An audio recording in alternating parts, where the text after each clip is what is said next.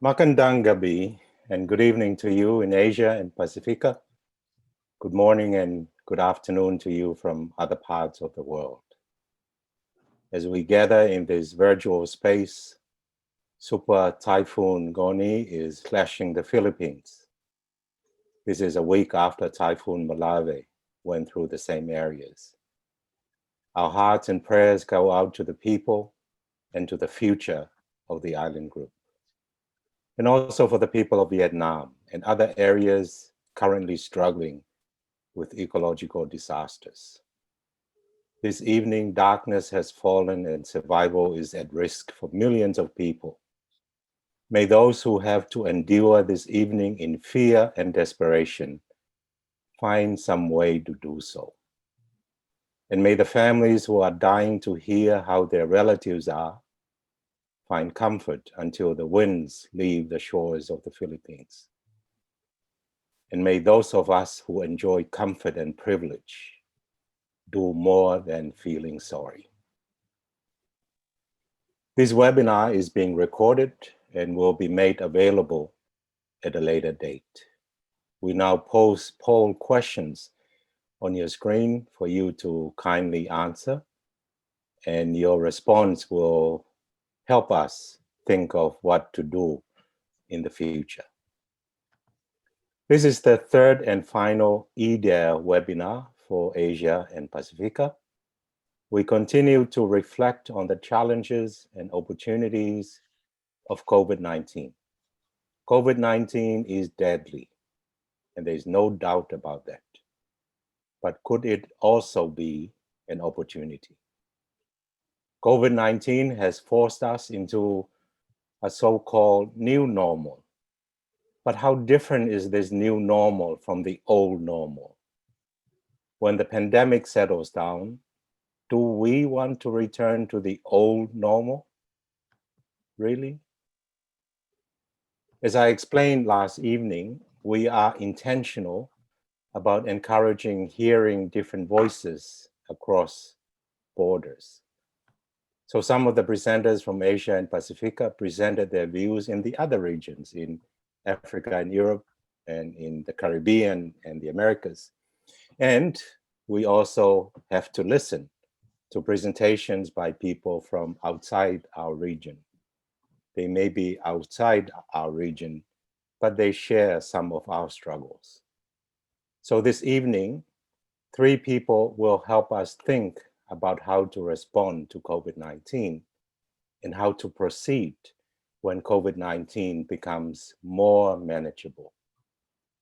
Our first presenter is Kuzipa Nalwamba, who is lecturer of ecumenical social ethics at Bose Ecumenical Institute and program executive for ecumenical theological education of the World Council of Churches, Geneva, Switzerland. Our second presenter is not able to attend because there's no electricity in his home. Stembizo Zwane is lecturer in Theology and Development, School of Religion, Philosophy and Classics in the Ujamaa Center, University of KwaZulu-Natal, South Africa. I will summarize his paper when it comes to his turn.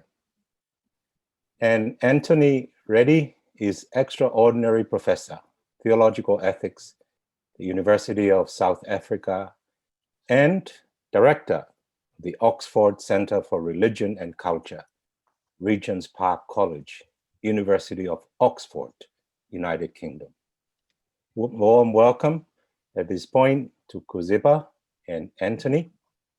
And I also welcome and invite the General Secretary of the Council for World Mission, Colin Cowan, to share a short message on behalf of CWM. Dr. Cowan. Dear friends, this is the final in a 3-part series of Daring God Talk in the Asia Pasifika region, exploring the question of normalcy on the one hand, and the new normal, or what I choose to call the unfolding future on the other. two positions that are not mutually exclusive are emerging. The first is the stubborn resistance to allow the disruptive forces of this pandemic, with all its negative impact, to define life and to determine our destiny or the basis of life in the unfolding future. Mask wearing, physical distancing, for example, are not normal, but we recognize them as necessary for now, not that which will define our life today and tomorrow. The second is the strong impulse to see this pandemic as only one of the many, and to observe with interest that even when the whole world is focusing all its attention on COVID-19, there are several preventative diseases of pandemic proportions that are not given the attention they deserve, perhaps because of their social location. In consideration of these positions, the critical existential issues that require urgent attention remain the same. The economy, the ecology, systemic racism with its consequent violent oppression against Black and brown people, xenophobia, homophobia, white privilege, and patriarchy. The real question that has brought us together is this: what can the faith community offer in a time of pandemic, social disintegration, and broken systems? What spiritual resource can we summon to engage the issues and promote a future that is peace-affirming, justice-focused, and life-flourishing? The contributions and conversations so far are insightful and instructive, and we expect that this session will be equally stimulating and hopeful. But even as we consider the lessons learned, the opportunities presented, and the courage required to navigate our way through this pandemic, I pray that our faith will enable us to see beyond the range of sight, beyond the limitations of our imagination, where God meets us and reassures us that God is present with us and that God's promise of a future with hope is secure. If the COVID-19 pandemic will be anything more than 46 million infections, 1.2 million deaths, fear about resurgence and lockdowns, inadequacy of healthcare facilities, and lack of political will, we as the people of God must be ready to wrestle with God. We must be ready to wrestle with God, to stay on the side of life, to keep on pushing until God's promised new heaven and new earth is our lived experience. This is why we are here. I am Colin Cowan, and on behalf of the Council for World Mission family and our colleagues Michael and Zioni and Sai and Peachy and Julie and all those who are working with us to make sure that these sessions happen, I welcome you to this space and invite your full participation. Thank you, and God bless you. Many thanks for the welcome and the invitation to wrestle with God and wrestle with ourselves. Thank you, Colin. Ladies and gentlemen, we'll move into steps. First, we will receive the presentation. We'll hear the presentation from our presenters, and then we'll go into time of question and answers and conversation and discussion. If you have any question, please put them on the Q&A function of Zoom, and then we'll try to feed those into the conversation. Our first presenter is Kuzipa Nawamba, and the title of her paper is Vulnerability, embodied resistance during COVID-19. Kuzipa. Thank you. The paper that I sent is a promissory note of how eager I was to participate in this very exciting and also very inspiring project. Right from its inception, I saw that it was going to be something quite enriching. And my reflection, I reflect from the standpoint of a very existential issue on my part, and very personally rooted experience, in that in March, I was diagnosed with presumed COVID symptoms. I never really got so ill that I needed hospitalization, and I didn't even qualify according to the protocols in Switzerland to get a test. So for 3 months, I was being treated symptomatically, but I was very aware of the pain in my body and the bodily limitation that actually brings about. During that time, we also had the lockdown, and we migrated to online work.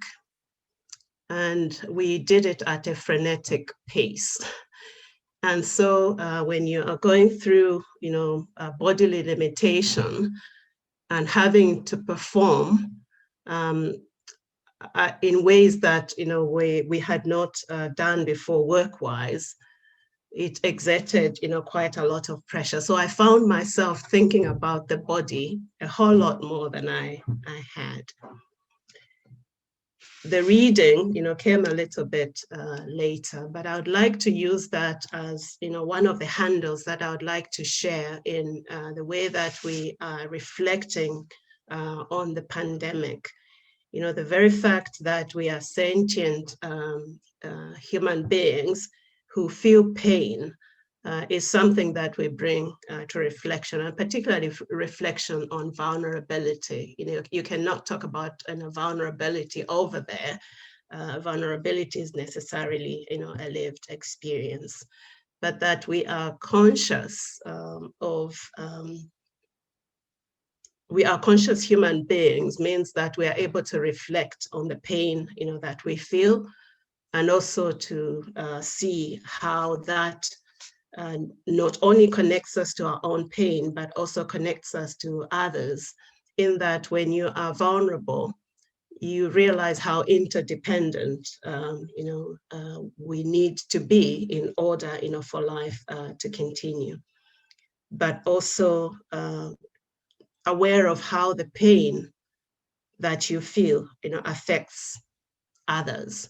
So to that extent, vulnerability suggests something relational, and to that extent, embodiment, therefore, and vulnerability speak to the issue of receptivity. The very fact that you get infected with a virus means that you are receptive, to that, biological entity. But that receptivity is not limited to that. So I would like to think of, vulnerability as, something that we need to think about in the context of relationship. So that would be, the first handle, that I would like, to share and to offer as something to reflect on. But then to ask the question, what does an open vulnerability hermeneutic look like? And, for that, I borrow from Gandalf's theological anthropological analysis, when she speaks of human vulnerability, and she speaks from the standpoint of natality. And she talks about the power of love and beauty and redemption itself being accessible only through vulnerability. So through that lens, we could envision how, within Christian language, we would envision the Holy Spirit empowering the body, and by body as a metaphor not only for the individual body but for the body of Christ itself, as life-giving, truth-telling resistance that claims vulnerability as connection to God.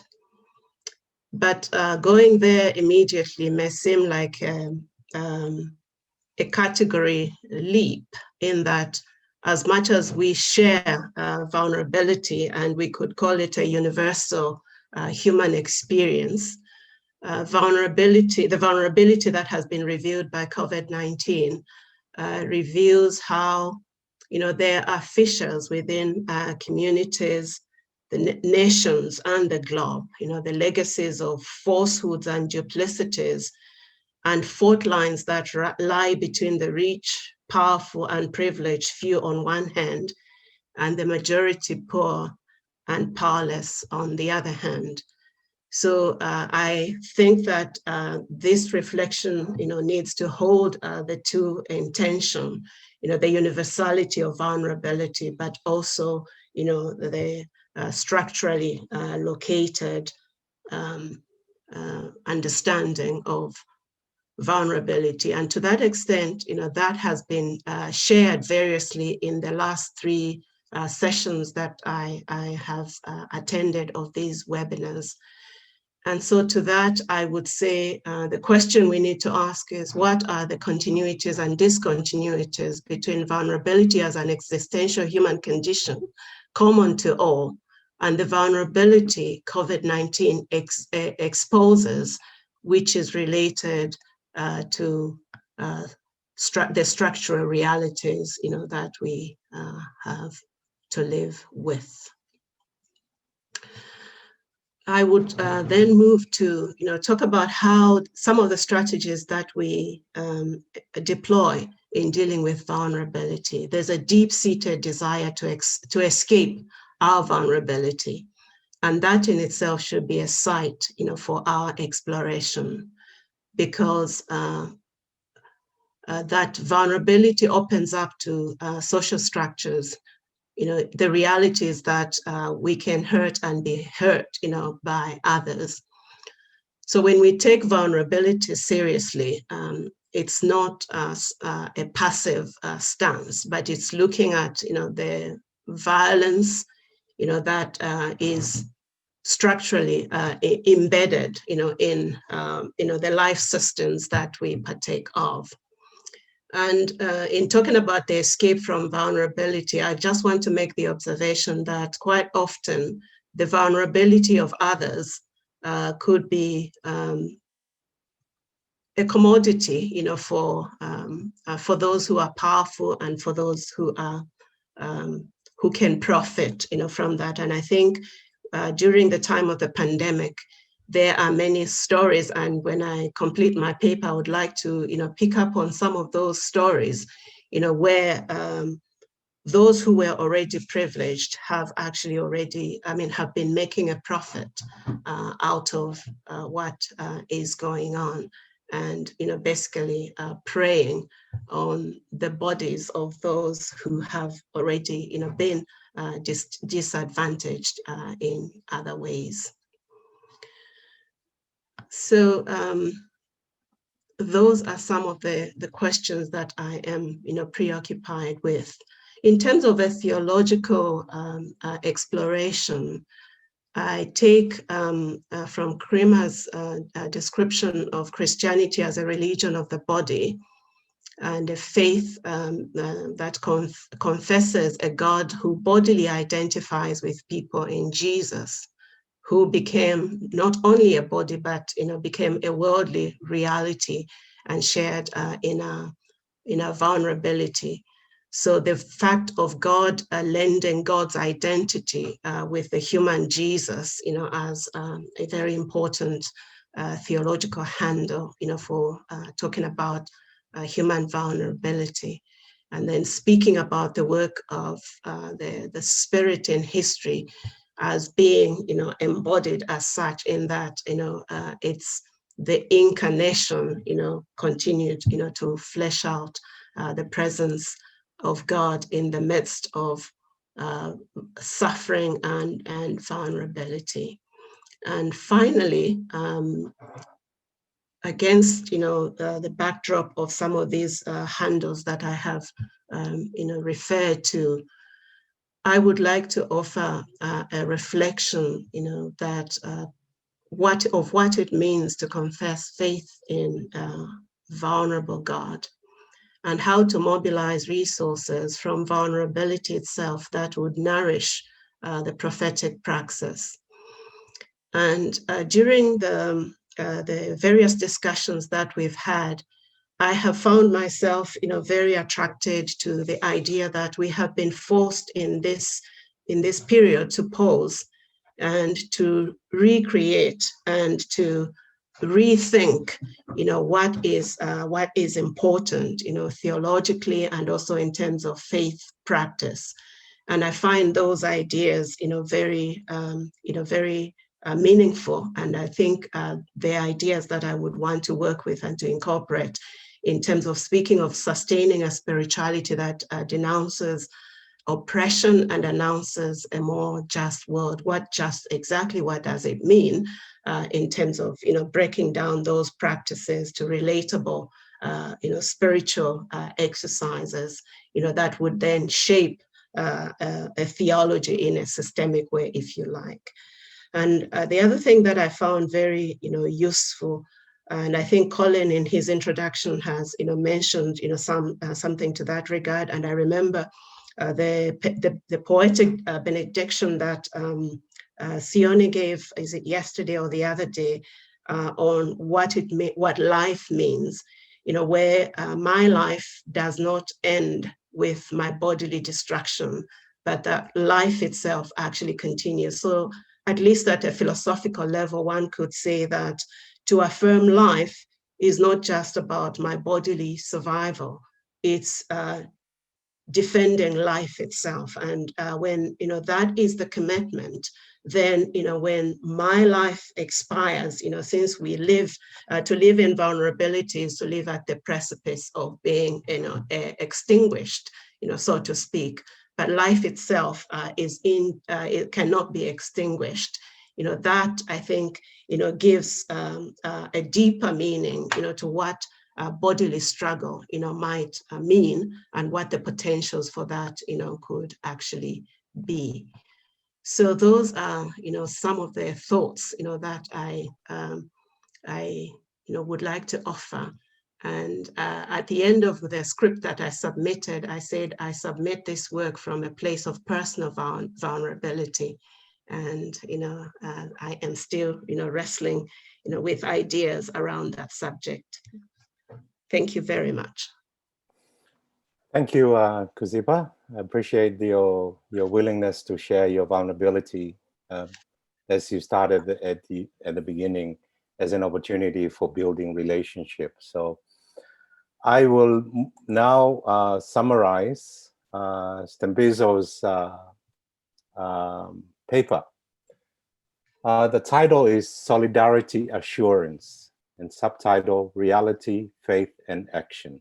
So the subtitle indicates the three stages in which he moves his reflection: reality, faith, and action. Reality, the reality of COVID-19 pandemic in South Africa. Faith, the importance of faith in Africa. Action, the pragmatic action that needs to be done in that reality and in light of the place of faith for the people. Now, he's following the three steps of liberation theology, liberation hermeneutic. See, judge, and act. See reality, judge the faith, the institutions of faith. Act, pragmatic action. It's not enough just to have faith, but to have faith that you are able to bring into action. So those are the three sections of his paper, and I'll briefly introduce some of his arguments. So first, reality. He looks at the socio-economic problem. The African continent has been affected by COVID-19 with a majority of people infected in Africa, the majority are in South Africa. The markets in Africa have been severely affected by the pandemic. Peterson argues that the Johannesburg Stock Exchange has slumped to 3.7% due to the uncertainties in the markets. Tourism to South Africa dropped by 80% following the COVID-19 outbreak. And according to John Atagumba, the microeconomic costs of the COVID-19 pandemic relates to the challenges borne by the individuals, the households, firms, and other establishments like schools, hospitals, clinics, health centers, health facilities, health workers, especially. So it's the individual and the family that are really struggling. Those who have privileges and the government don't face the kind of struggle that the individuals and the families and the schools suffer. Food access for the majority of poor communities is a critical concern in the context of unemployment affecting both men and women. The restrictions that have come about in response to COVID-19 had the propensity to further worsen the already volatile situation, contributing to food insecurity and hunger. The challenge of food security affected poor communities in rural and urban areas. In the light of this, the South African government introduced the Emergency Social Insurance, or the Relief Social Assistance grants, to assist the most vulnerable in the community. So you might think, oh great, the government is doing something. However, the social relief grants were not without controversy, as the majority of the people who lost their businesses and jobs waited without success for their payouts from their respective employers. With COVID-19 and its economic fallout spreading in the poorest parts of the world, many more people will become poor and food insecure. So COVID-19, there are many people who were already poor before COVID-19. There will be more who will be poor and food insecure. So that is the reality, what he wants us to see in the context of South Africa. Faith. Religion of faith in the African context plays a significant role in the restoration of hope among the people. African nations are regarded as poor because of their struggling economies, but the continent is also known to be a faith community. Religion plays an important role in African discourse, especially during difficult times. The notion that we learn from liberation theology, preferential option for the poor, seeks to acknowledge the multifaceted scope of poverty while standing in solidarity with socially insignificant and excluded people. Gutierrez and Grudy had argued that human solidarity is achieved not by disregarding class struggle, but by siding with the victims. The preferential option for the poor is not just rhetoric or a slogan, but a biblical and theological mandate to liberate the poor from their suffering. According to the theme of liberation theology, the poor have a special kind of respect because they are especially situated to hear the word of God. The notion of solidarity becomes relevant in responding to the socio-economic challenges of the affected poor communities. The poor are not incapable of changing their own situation. They have the intellectual capacity to challenge their oppression and marginalization. Let me repeat that. The poor have the intellectual capacity to challenge their oppression and marginalization. They have the agency to engage systemic and structural oppression wherever it manifests in their context. However, they need to collaborate with others in their attempt to fight the empire in their midst. It is also the responsibility of the faith community to be in solidarity and to show compassion in the collaboration. So this is the judge part of Stembiso's paper. The poor, don't think of the poor as people who can't think. They can think, but they need our solidarity. And it is our responsibility as a faith community to provide that with compassion in collaboration. Now the act. The act is where he goes to the Ujamaa Center's contextual Bible studies. And the act in response to the situation, to the reality, are in two stages in his essay. One is, as people like myself like to do, Ujamaa does contextual Bible study. Do Bible study. And in the context of COVID-19, the Bible study focused on the Lord's Prayer, according to Matthew's version, which is in Matthew 6, verses 9 to 13. And they highlighted several elements in the prayer that really comes alive in the context of COVID-19, such as, where will God's kingdom come? Thy kingdom come on earth as it is in heaven. Where on earth will God's kingdom come? Another question, why is Jesus so concerned about bread for today? Bread for today. And why is Jesus so concerned about debt? Forgive us our debts as we forgive those. These elements make significant sense in the context of food insecurity and loss of job and the economic situation in Africa. So the first thing that they do is do Bible studies. But Bible studies alone does not feed the poor. Bible studies alone does not feed the hungry. So there is also an element of providing food parcels to the participants in the context of COVID-19 and their communities. So the Ujamaa theory of change in religion cannot be left alone while development takes place.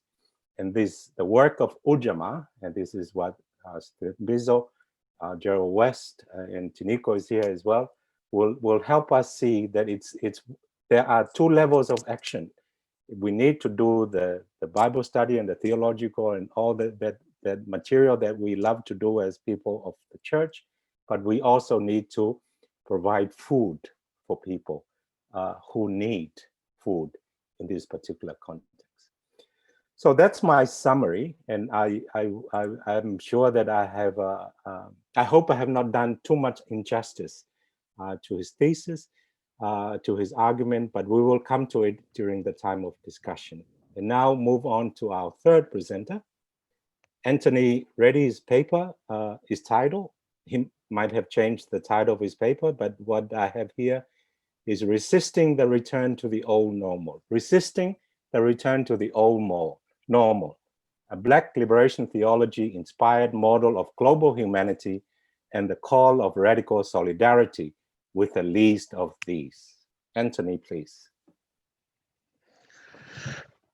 Thank you. It's a great privilege to have an opportunity to share some ideas with you this morning, or this morning in my context.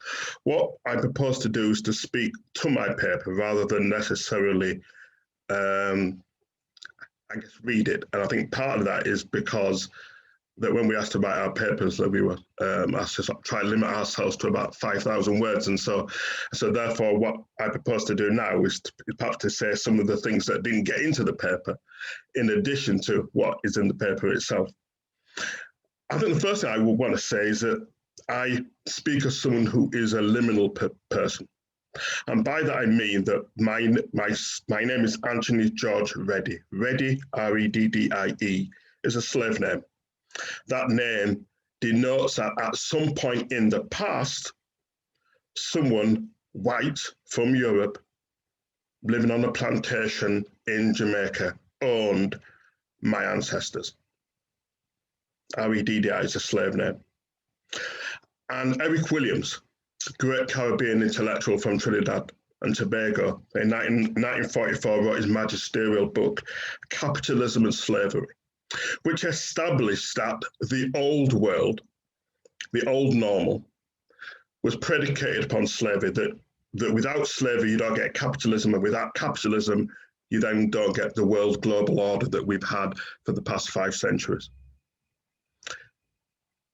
And therefore, in both the paper and in this presentation, it really starts from the recognition that we've had 2 pandemics going on. One has been recent in origin, which is COVID-19. But actually, we've had a much older pandemic, which is a pandemic of systemic racism, anti-Black racism in particular, that has been in evidence for a number of centuries. And those 2 pandemics have both been laid bare in recent events in this year, both in terms of COVID-19 and in the murder of George Floyd. It's important to realize that part of the framing, therefore, of the old normal is that sense of people of African descent, particularly diasporan Africans, still essentially being objects and being commodity. And to understand that, it's important to go back to the 1833 settlement. So when slavery was finally abolished in the British Empire, first in 1833, but finally in 1838, in order for us to be free, I think an unholy deal with the devil had to be made. That for centuries, well, certainly centuries, if slightly less than in terms of decades, abolitionists have been arguing that one of the most abhorrent issues of slavery was the immorality of owning another human being, that actually you cannot own other sentient beings. You can own animals, you can own lower creatures in the so-called world order, and of course we won't dispute what we mean by a so-called hierarchy of order. But certainly at the very least, you should not be able to own another sentient being. And yet, in order for us to be free, the abolitionists had to agree that a fee, a sum of money, 20 million, roughly worth about 20 trillion, I guess now in modern money, 40% of the British Exchequer, that was only repaid in 2015. That's how large that amount of money was. 1838 to 2015, in order to pay that off, had to be paid in order for us to be free. Therefore, for us to be free, an argument had to be conceded that essentially for us to be free, one had to acknowledge that compensation needs to be made, and therefore there was a price that one could pay, or a price that one could put on our humanity. Therefore, what I argue in the paper is that like the collusion of the Christian tradition in this. So it was only very belatedly that Christians, certainly white Christians, began to realize that this was abhorrent, because for centuries they had been happy to collude with that and to enable particular readings of scripture in order to justify our enslavement. But not enslavement, our sense of being objects, being objectified, being chattel, being things and being. It's therefore no surprise that when we look at the new pandemic, in addition to the old one, that the disproportionate deaths have been those same objects, those same things that were deemed to be of lesser worth for centuries under the old order. Incumbent upon this sense of being objectified and the way in which the Christian tradition has often supported that. And so, for example, in the paper, I talk about the Exodus narrative and the ways in which a reading of that, particularly in the book of Joshua, helps to reinforce the notion of conquest of land. Because even if people are there, the fact that they're objects and they're not sentient beings means that there was still a sense of this land being a tabula rasa, even though people were already there and had a relationship with the land for millions of years. Long before George Floyd was murdered, the police officer put his knee on his neck for 8 minutes and 46 seconds.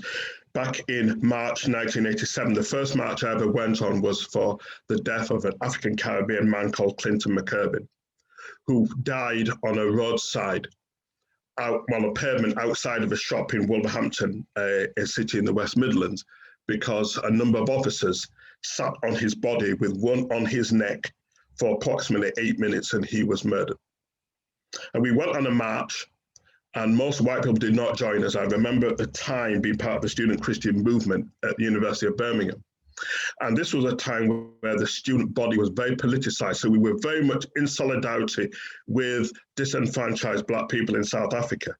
So it was not uncommon to have students marching outside of Barclays Bank on a Saturday morning in Birmingham to campaign against apartheid in South Africa. Yet when I asked those same students to go on a march with me to Wolverhampton, 16 miles away, in order to complain about police brutality against Black bodies in Britain, not one student came with me. Much more interested to talk about oppression and the old pandemic of systemic racism in a place far away with people you'll never meet, but not quite so interested in supporting Black bodies within the UK.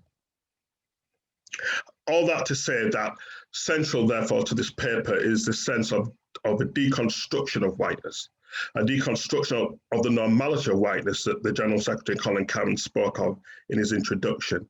It's this sense in which the template for humanity cannot be reduced to one particular type of human being, which is usually a person with white skin, usually with power and privilege economically, which therefore means it's not all white people I'm talking about, but particularly those who have the levers of power and have very much been at the forefront of orchestrating a form of systemic injustice. That they cannot be the template on which humanity is built, in which therefore leaves the rest of us, particularly those of us who are diasporan Africans, has been largely objects for whom a set of statistics around our deaths are simply just numbers on a balance sheet, because our sentient humanity is of limited importance. Therefore, a Black liberation theological critique is a critique of whiteness, a critique of the normality of whiteness. It's a reinstating of our sentient humanity as beings and not objects and chattel. And therefore a resistance to the old normal. A new normal is predicated upon a emancipatory hope that is found within the arena of the Christian tradition using a post-colonial critique of the existing old order. Therefore, we cannot afford to go back to the old normal, because the old normal was toxic and oppressive. And the new order, hopefully, is one that will be egalitarian, more egalitarian with equity for all people. Thank you. Thank you, Anthony. So let's not go back to the old normal. So where are we going then? So can you help us? Where would you go with this? Because the old, like you said, the old normal was where, as in Kuzipa's presentation, the vulnerable are ignored, the vulnerable are become disposable and toxic, as you put it. Let's not go back there. But how do you imagine what might be in after this? What's next? In one sense, I'm not entirely sure, but what I do know is that I think the tenuous nature of our current normality is, I think, a good thing. I say that with a degree of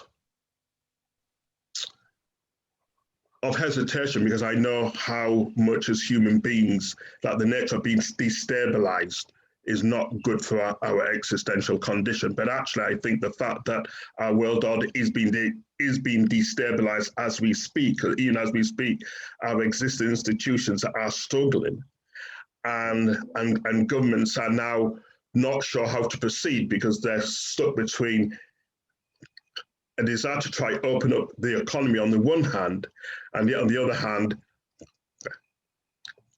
they want to preserve life. But let's be clear, that they want to preserve white life, because actually when we had SARS and other forms of pandemic that were only killing Black and brown people, that didn't seem to matter so much. Actually, now it matters because it's white bodies that have been killed as well as Black and brown ones. So I think for me,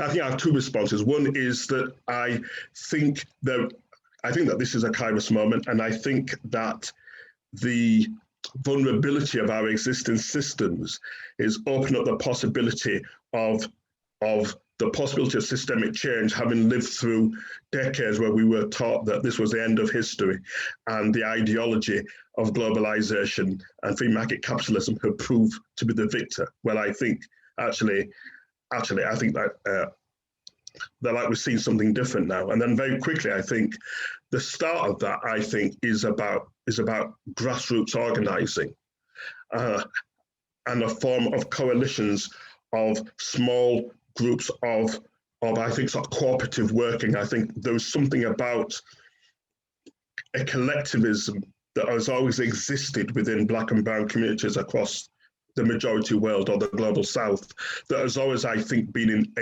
always been the intrinsic opposite of the individualism that comes out of Western Enlightenment. And I think there's something about how we go back to those small networks, which is not a kind of localism that's sort of within nationalism, which I think we've also seen within the pandemic, the sense in which it's been very difficult to get the world to work together because of that sense of isolationism now that each nation is sort of trying to look after itself. So that's not what I'm talking about. What I'm talking about is how we then get forms of coalition, small groups, small communities working to support each other, and then that being part of a larger network that then operates as a kind of resistance to the existing world order. Thank you. I mean, that's very helpful. And that has come, not to belittle what you're proposing, but it's shared by other presenters in the webinars. Indeed.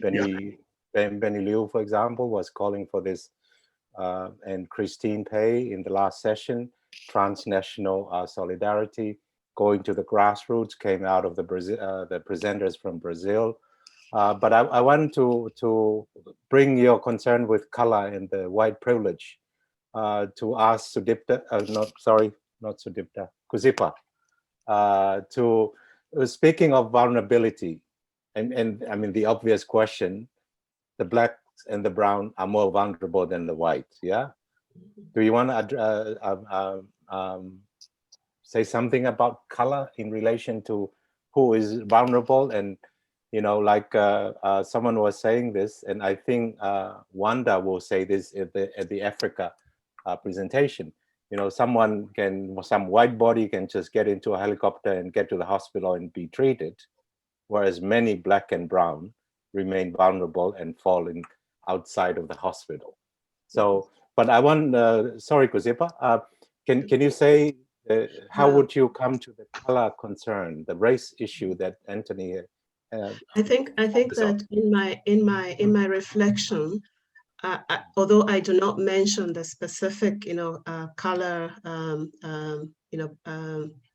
distinction, what I try to make clear is that the fault lines have always been there around, so this injustice that we are seeing that's revealed by COVID has always been in existence. So it's not something that is unique, so it's the age-old, historic injustices, so it would be race, it would be class, and all that. And so I think what Anthony has shared for me, gives the kind of one of the fissures that I was referring to, where this is where the fault line has always been.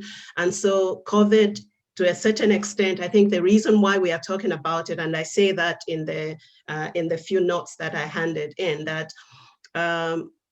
is not necessarily, I mean, like as a phenomenon, perhaps we take it seriously because the epicenters have been in the Western countries rather than in the Southern Hemisphere. Because when you talk about the numbers in terms of, people who have died or people who continue to die, because of the way the world is organized, in terms of numbers and statistics, the COVID-19 is not the worst thing that has happened to us. And I say that, without, presenting all the layered arguments that one could insert in that, but just to make that broad, bold statement. Thank you, and welcome to Tiniko Maluleke and Gerald West to this conversation. You're welcome to, I understand that Tiniko has a question. Do you want to bring that in at this point? Yeah, it's not really a question, it's a comment. So there were three things that came to my mind as Kuzipa was speaking. One of them has to do with this powerful notion of vulnerability. It's a very powerful notion, and I think it's one that we ought to pause and think hard about. Because there is a sense in which to be vulnerable is precisely not the thing to be. Vulnerability is not the thing to do for nations. So every nation wants to show how strong, how big, how not vulnerable it is. In fact, throughout the COVID-19 pandemic, there's been some kind of competition between nations in terms of which nations has got the best response. In other words, which one is least vulnerable to this. So I thought, you could develop that idea a little bit more, because it seems to me that nations and human beings spend all the time on earth trying to run away from being vulnerable, when in fact you argue that it's part and parcel of who we are. The second thing that I thought of was, so you were vulnerable personally in a foreign country, 5,000, 6,000 miles from Zambia. Did you imagine that one day heavily PPE'd Swiss health workers would march into your flat to put your body in a bodysuit and take you away to be buried somewhere where your parents might never find out for a long, long time? Maybe it would have been not in a unique grave, but in a grave for all the immigrants in Switzerland. Did you imagine your own death? Yes. Because what is the relationship between vulnerability and death? Because vulnerability takes us very close to that point of death. Then the final comment I have is, what about the vulnerability of the earth? Because it seems to me that one of the things that pandemics reveal to us is not merely how vulnerable we are as human beings, but how vulnerable this whole edifice in which we find ourselves, this whole bubble in which we live is, and what the connections are between the vulnerability that comes to us bodily, but also the vulnerability of the earth in which we live. Those are the three. Thank you, Tiniko. Let's go to Kuzipa and then Gerald, and I think Anthony, and welcome to Monica. Yeah, so I think to your first point is just I couldn't agree more that the aspiration is to not be vulnerable. But I think the point that I was seeking to make there is that vulnerability therefore becomes, or this pursuit of non-vulnerability becomes a site for moral ethical reflection from a Christian standpoint, because it may well be that as beautiful as family life is, the protection of my family from vulnerability becomes me being complicit to the very structures that we are seeking, to resist against. My love for my nation could make me complicit, to the structural ills that we've spoken about. So in the search, for personal or family or national invulnerability, therein may lie, the exploitation of the other. That would be, my point to that. Talking about, thinking about myself dying here. Yes, I thought about it every day, because each day I thought that would be the day I would be taken to hospital, seriously ill. And that's what led me to the author that I cited, Gandalf's natality reflections on vulnerability, because she talks about it from the standpoint of motherhood. And as the case may be, it turned out I thought more about my mom not being able to mourn, my demise, and how that would affect her. And so the issue that I raised about, being interdependent and interrelational means that in my being a conscious being who was suffering pain and being vulnerable in the moment, I also reflected on how my pain would affect others within my family, and particularly my mother in that regard, because in the reflection that Gandalf offers, she talks about how the fetus and the mother are interdependent in a very intricate way, and how their vulnerabilities are bound together. So I couldn't help not think about that. Yeah. Thank the you, last thing Kuzipa. about the interconnection with the earth also, relates to when we talk about the bodily vulnerability, I would like to think of the earth in bodily terms as well. So when I spoke about receptivity, it's receptivity to all the bodies that we are interconnected with, including the virus itself and the earth, as such. Thank you. We'll go to Gerald, and sorry, we'll go to the audience then, because Michael has noted that there are some related concerns from the audience. Gerald? Sony, thank you. Kuzipa, thank you. I wanted to follow up on Tunika's list of questions for you, with adding your notion of a vulnerable God. It seems to me that there's some interesting connections between what you're saying there, and if you might elaborate on it, with what Jim Perkinson was saying yesterday. What's interesting about God is in dealing with COVID, we often sidestep God in some way. Many of the papers have bracketed God in some kind of way. But what happens if we don't bracket God? And you seem not to bracket God. God is vulnerable, but what does that mean? Does it mean, like Jim Perkinson's understanding of God, that God is somehow limited? That God is constrained? There's certain things God can't deal with fully or properly. And this also kind of connects with Anthony's paper. Anthony, you talked about how some of the biblical interpretations around slavery are fantastical. Well, those of us who are biblical scholars would argue that they're there. They're in the text, unfortunately. It's not as if they have to be invented. They are there. But there are, I think, in biblical texts, particularly say in the latter chapters of the book of Job, for example, this idea of a God who is not fully in control. God who is still at work, if you like, who summons human beings to be co-workers with God as being vulnerable. God is vulnerable. And so, Kuzipa, I would value some further reflections on that. And Anthony, to you, perhaps, the idea that scripture itself is part of the problem when we come to grapple with issues like racism. Thank you, Gerald. Let's please hear from the audience, Michael, and then we'll come back to Anthony. Sorry, Anthony. And then Monica. So then I would probably, if Anthony could make a note here, and it's a specific UK context, so responding to Anthony's paper on the pandemics of racism and COVID-19 and how they intertwine.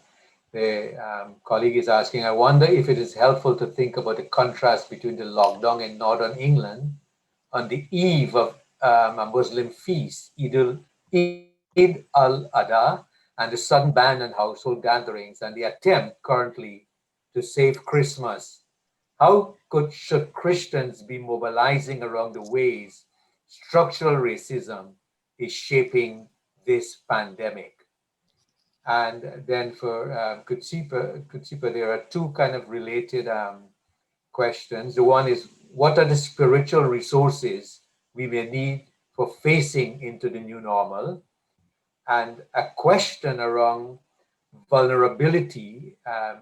In the present Christian world, vulnerability became a slippery term because if we are vulnerable, we expect justice and equality. But if we are powerful and rich, we claim that God loves us, and therefore we are not vulnerable.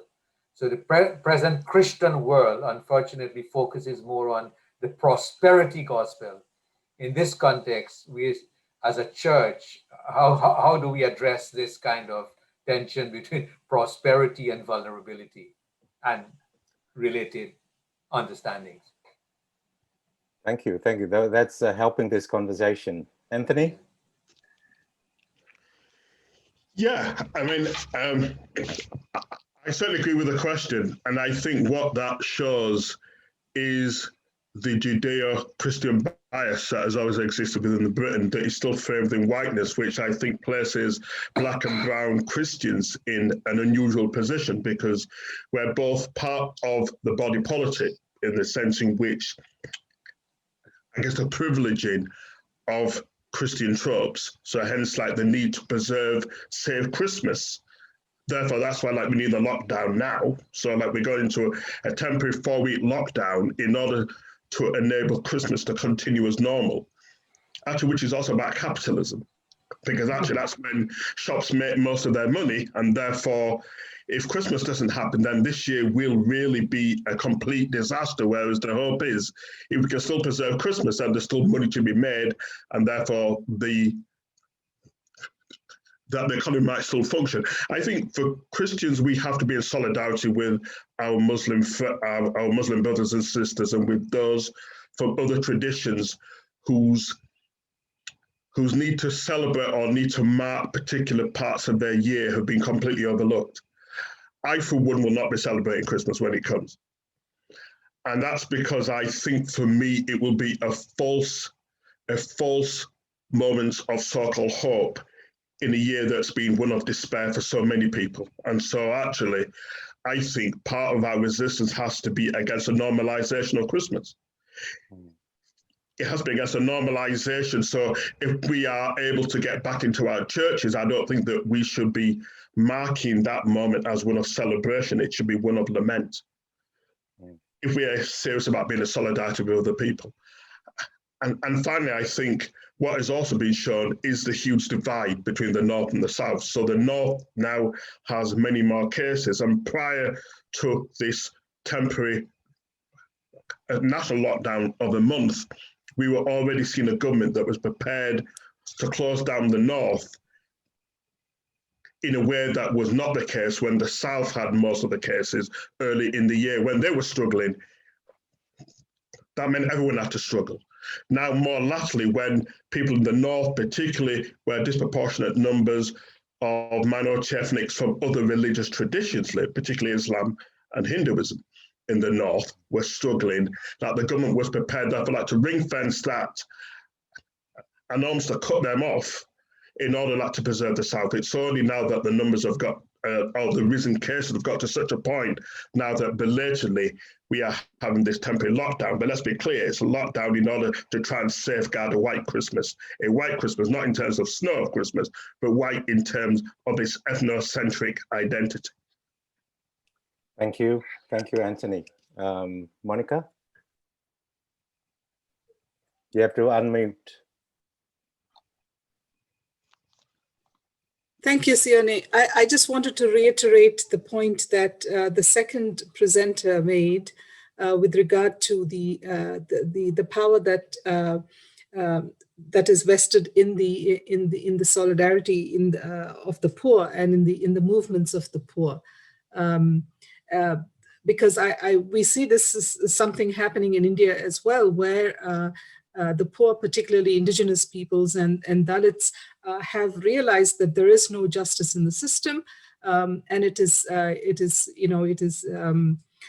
perhaps not helpful to hope that something will change or will be delivered by those in positions of power. And so the marginalized are dipping into their own resources and models to derive strength and resistance and struggle against forces of power. That is the one thing.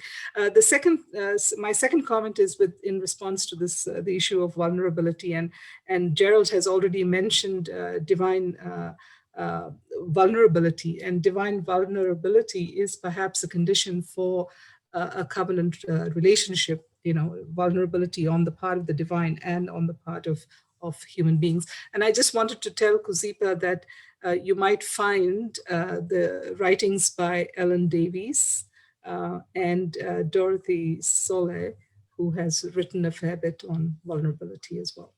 Thank you. Thank you. What else on vulnerability? The vulnerability of not just the body, vulnerability of God, vulnerability of earth, and the system. I mean, the old normal will protect itself. And how can we overthrow the system? Because we talk about this virus mutating daily in response to the resistance that has been posed against it. The old system mutates like 5,000 times more than the virus itself. So how do we overthrow this system that's making everything vulnerable, including God? And to protect, to use Anthony's language, to protect whiteness. Is that where we need to go? Who wants to have a go? Anthony? Yeah. I mean, I think one of the things that we have learned, hopefully we have learned in terms of the language of liberation theologies over the last 40, 50 years, is that the process of liberation is a process, not an event. I don't think there's any one particular marker for a particular event in history that then tells us that actually at this point, now we've achieved liberation. I don't think so. I think what we have seen, certainly in terms of the language around racism, is that a number of scholars have shown that racism is better understood as a verb than a noun. It's not a single thing. It's one thing that, as you quite rightly say, it mutates. And I'm in no doubt that the forces of whiteness are already beginning to recalibrate their future in order to ensure that a type of normality is affected irrespective of what happens post-COVID. I think, therefore, those committed to human liberation have to constantly do is to say that we have to find forms of spirituality that sustain us in the long run, because this is not a short-term fight. It's a fight that will go on, I think, throughout history. And therefore, to think of liberation as a process means that one is constantly resisting on an ongoing basis rather than a focus upon trying to achieve a particular event and then having the false consciousness of saying that when we've achieved it, then somehow that we're okay. So to give one quick example, I remember hearing, and I won't call their name because they're not here to defend themselves in fairness, but a leading white liberation scholar in Britain saying publicly, well, now that America has a black president, Barack Obama in 2008, this shows that we no longer need black liberation theology. Well, even when he said that, I remember booing, which then obviously it's a very un-British thing to do. So obviously I then had other people there looking at me like I'm the villain because I'm booing this guy because he was talking nonsense. Well, actually, look how whiteness has recalibrated itself to give us arguably the most openly offensive racist president in a century. Because, as I've often said to many of my friends, actually whiteness is not going to sue for peace anytime soon. It's not going to sue for peace anytime soon. Therefore, what we have to accept is that what we need is a type of spirituality that will sustain us for the long run in this fight for change, accepting that even as we're fighting this particular iteration, there is a reconfigured model beyond us that is already in effect being put into place by the forces of global capitalism that are run by whiteness. Thank you, Anthony. Michael has a question on Facebook, and then we'll come to Tiniko.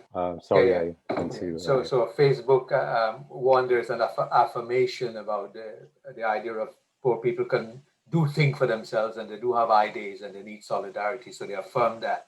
But there's an interesting geopolitical question being raised, and I suspect it's directed to you as panelists, but to us as Council for One Mission, and it comes from Taiwan, and where it talks about vulnerability in terms of nationhood and nation, and how a dominating force vis-a-vis China then positions itself in order to in the context of Taiwan being a location that has managed the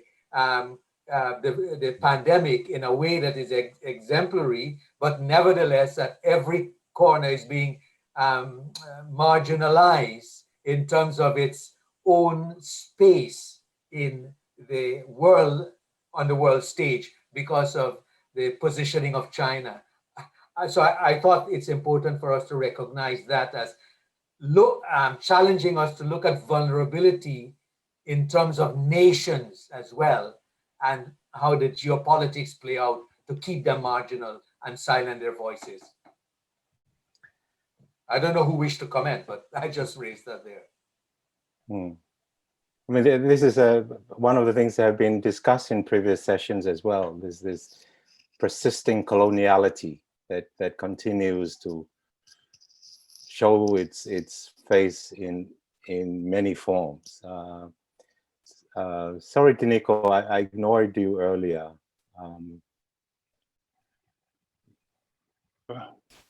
Yeah, no, because I didn't really want to bring a new point.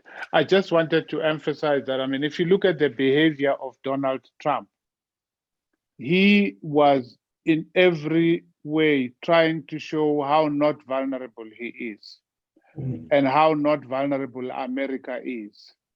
The refusal to wear a mask, the refusal even to learn from having been infected with the virus, and a few others. I mean, in Brazil and in the UK, it seems that Boris Johnson learned his lesson a little bit after he got infected, but in the beginning, he wasn't. He didn't want to be vulnerable. I mean, he thought it was for them. You know, let them die, and let's have herd immunity, as it were. But you know, when Anton was speaking, I wonder about the war talk. So there was a lot of war language used in relation to the virus. And as a Black person, I got scared every time I heard Macron from France saying, "Nous sommes en guerre," we are at war. Because these wars that they fight seldom ever are fought for the poor and the marginalized. And so that language of war was not very helpful. Even in this country, and in our own country, more than 11 people were killed by soldiers and police. In fact, there was a stage where more people had died in the hands of police, both in Nigeria and in South Africa, than from COVID-19. So this idea of a war also, I wondered whether this war is not really a throwback into some of the problems that you were talking about. And finally, on biblical hermeneutics. So I saw recently a book called The Psychology of a Pandemic. It's an old book. But I wondered whether there is a biblical hermeneutic or biblical hermeneutics for a pandemic. How do people read the Bible when facing a pandemic or an epidemic?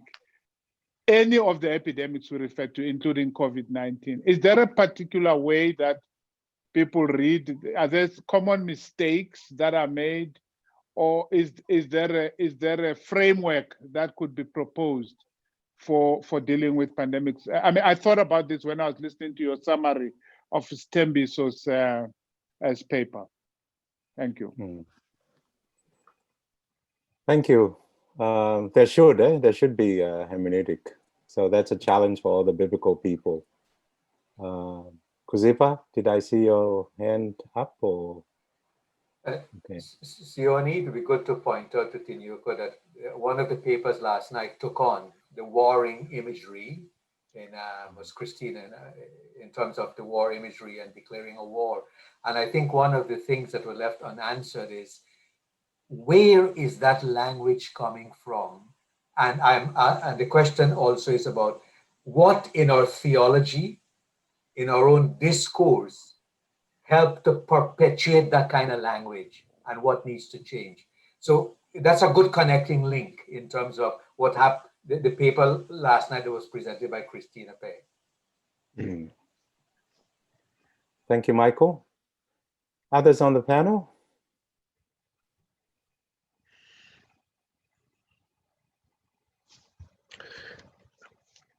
Anthony. I mean, I want to concur with everything, with everything that Tinyika has said, because I mean, I think to extend the metaphor in further in terms of the language of war, I'm reminded, certainly as we come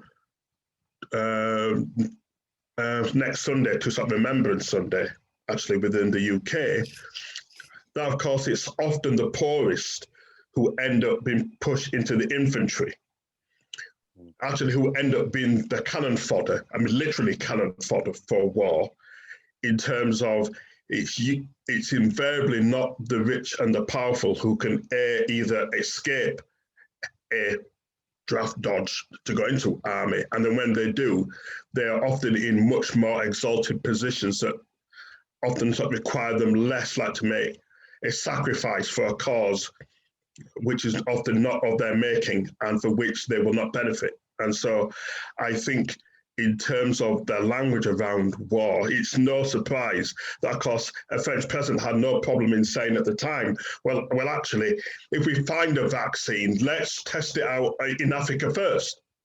Yes. Actually, let's try it on people who don't matter as much. So actually, if it's not quite right, actually, they can be the guinea pigs. Well, isn't that often how the proletariat, in terms of the poor, get treated actually when wars are made, not in their name, but for which they are asked to make the disproportionate amount of sacrifice? And that's part of the problem here. I see Kuzipa and Gerald, because when you talk about war, the virus becomes the enemy, and all those who die are, just expendable people, because we are fighting the virus. So, you who die, whether you die in community or you die alone and you're buried, and the grave digger is the one that mourns your death, you don't matter. Kuzipa? I was going to raise something slightly different from the question about prosperity, gospel, and vulnerability. And just to point back to some presentations, I think we were, was it yesterday? Someone raised the question about the fact that within the prosperity gospel, there is the affirmation of the body and embodiment as such. But I think that from my perspective, I would say then, this is another area that would be a subject for reflection, because I think within the prosperity movement, your vulnerability is my commodity, seems to, pit the leaders against, the members, because the members' vulnerability is really what is exploited in that the pastor tends to be the one who benefits from, the collections. And so there's no consideration of the social status of people who, from whom money is exacted, for the benefit of those at the top. So I'd say lump it together with the moral and ethical, reflection that we earlier spoke about. Thank you, Kuzipa. Gerald? Sani, thank you. If I may turn to Nika's question about the biblical hermeneutics around plagues. Nika, we've had some discussion in a couple of the sessions around sort of hermeneutics of retribution, theologies of retribution, and how they are pervasive when it comes to plagues of various kinds. But they also, for example, picking up on what Kuzipa just said, they underlie prosperity theologies. Prosperity theologies are theologies of retribution. If you're blessed, you will have good things. If you are cursed, you won't. So this is a very dangerous theological trajectory, but it's very prevalent in the Bible. it also taps in, as I said in my discussion a couple of days ago, it taps into a lot of indigenous understandings of the way the world works as well, this notion of retribution, however you might articulate it in different languages. I think the challenge, Tinyiko, is how do we deal with things like plagues and viruses and not employ a theology of retribution? How do we find other ways, other theological resources? And part of what Stembiso is doing in his paper is to take the Lord's Prayer and reread it outside of a theology of retribution and to pick up the systemic dimensions of what within the Ujamaa Center we understand to underlie the Lord's Prayer. It's about systemic injustice, the Lord's Prayer.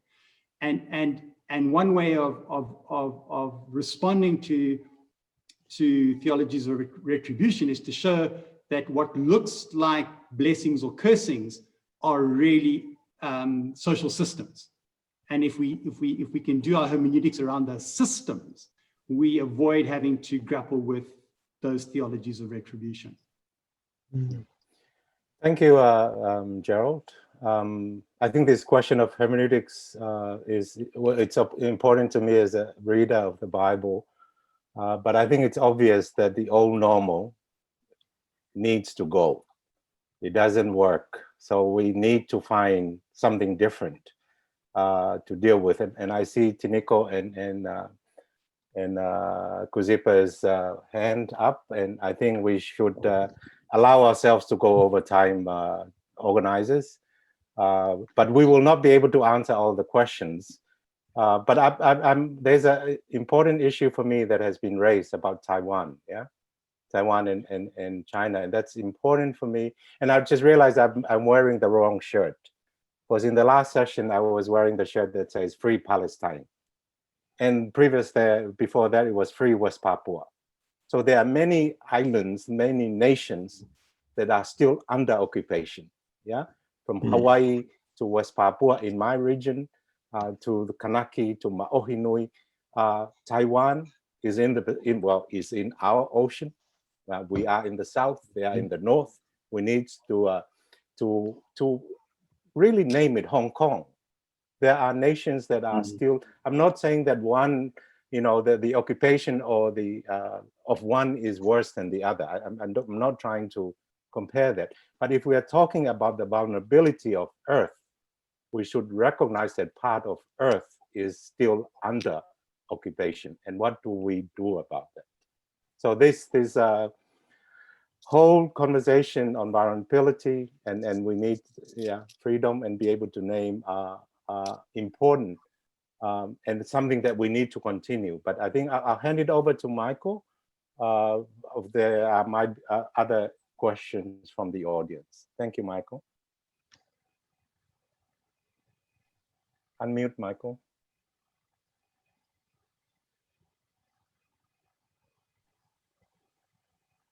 Yeah. Unmute. Thank you, Sione.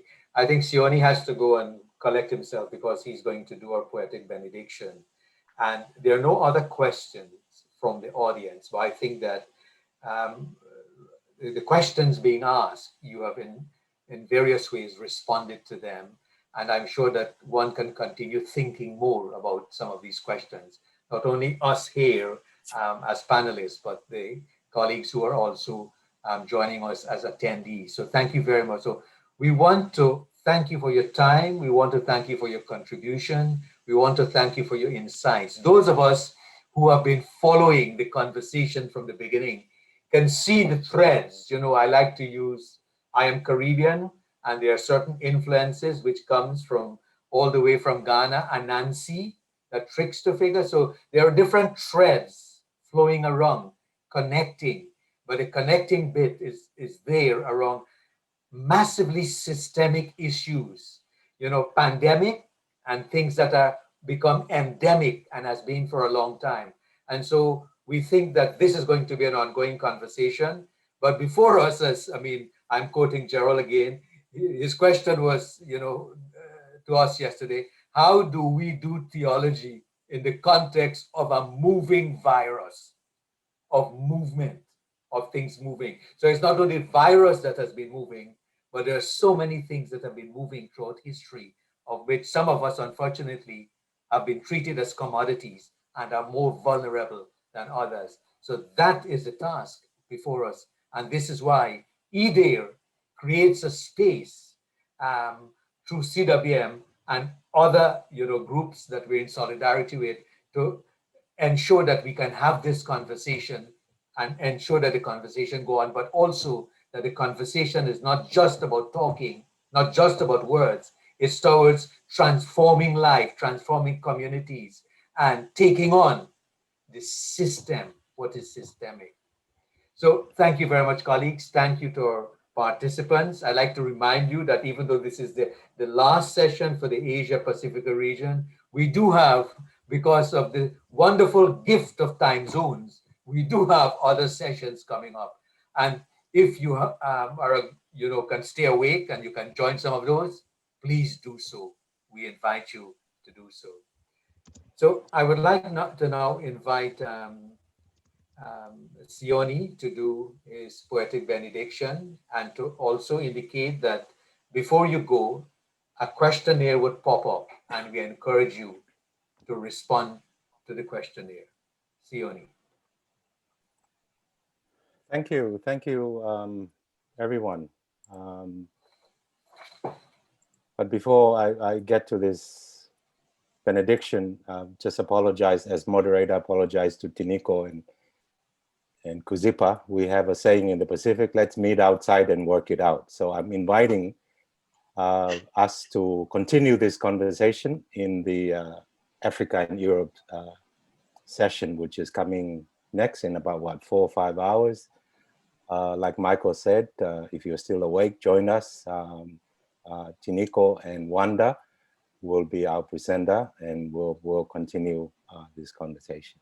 And Anthony will be with us as well. Anthony will be with us. So, out of hand. Out of hand. Curves rise as the novel coronavirus mutates from 19 to 20 and to more years to come. Over land and sea, bodies are infected by contact with loved ones and strangers. With caregivers and careless helpers, many die in public places without their normal companions. Many more Black, brown, and minoritized bodies get sick and die, more so than white, privileged bodies, even though color and race make no difference at the graveyard. Gender, wealth, and sexuality make no burning difference in the furnace. Parents and grandparents pass away.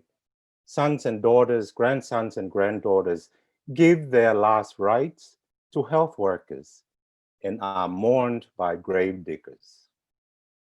The first wave mangled like a rip and pushed like a tsunami that will not settle back before the second wave breaks, ripping and rippling with the pangs of labor, but instead of newborns, victims fall, victims who have seen light, experience injustice, and all that shit of civil societies.